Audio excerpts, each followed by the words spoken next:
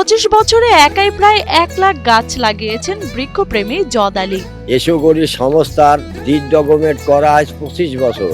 আজ 25টা বছর ধরেই আমি এই কাজের মধ্যে আছি। কোনো স্বীকৃতি বা লাভের আশায় নয়, শুধু প্রকৃতিকে ভালোবেসে নিজের সর্বস্ব বিলিয়ে দিয়েছেন তিনি। এলাকায় সবাই যাকে চেনেন গাছ পাগল নামে।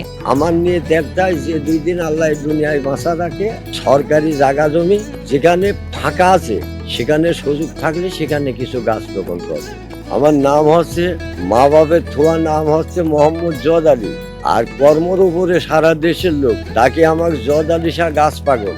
আমার এই গাছের উপরে ডিগ্রি বুঝে কুষ্টিয়া জেলায় গাছ পাগল নামে এক নামে আমাকে সবাই চেনে।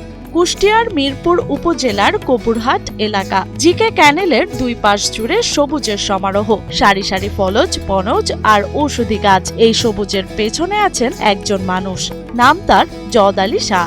আম, কাঁঠাল, পেয়ারা, তাল, বেল, নিম প্রায় 1 লাখ গাছের চারা রোপণ করেছেন তিনি। ওই ডিড ডকুমেন্ট তৈরি করে 4 কিলো ক্যানাল গাছ লাগাই।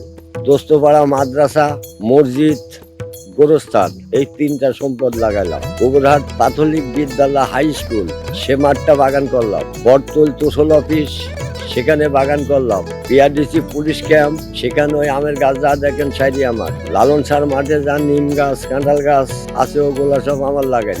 আম আছে, কাঁঠাল আছে, বেল আছে, নিম আছে, পেয়ারা আছে, লিচু আছে, জাম আছে, যেগুলো মানুষের প্রয়োজনীয় নিত্য সেগুলো সবই আছে। প্রায় 25 বছর আগে নিজের ভিটে বাড়ি বিক্রি করে গাছ লাগানোর কাজ শুরু করেন জদ আলী শাহ। তার ভাষায় গুরুর একটাই নির্দেশ ছিল মানুষের জন্য, প্রকৃতির জন্য কিছু করা। সেই নির্দেশকেই জীবনের ব্রত বানিয়ে নিয়েছেন গাছ পাগল এই মানুষটি। তাহলে সাই যাবে, টাকা পাবো কোথায়?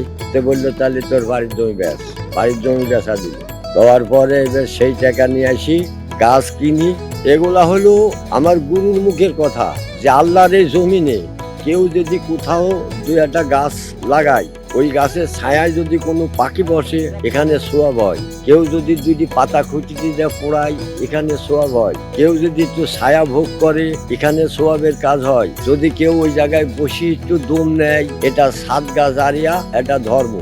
স্থানীয়দের ভাষায় তিনি পাগল হলেও তার পাগলামির মধ্যেই লুকিয়ে আছে এক গভীর মানবিকতা। তার লাগানো গাছে বহু বছর ধরে ফল ধরছে, কিন্তু সেই ফল কখনো বাজারে বিক্রি করতে দেখা যায় না। পথচারী কিংবা গ্রামের মানুষ সবার জন্যই উন্মুক্ত এই ফল। তার মতো হয়তোবা আমাদের আশেপাশে 10 গ্রামে তার মতো একজন আছে নাকি, এটা মানে আসলে আমার বোঝার পরে আমি দেখিনি। উনি কখনোই নিষেধ করে না যে না এই গাছের ফল খাওয়া যাবে না, বা কারোর জন্য না, বা উনার জন্য না, বিক্রির জন্য, এগুলা না, এগুলা সবার জন্য।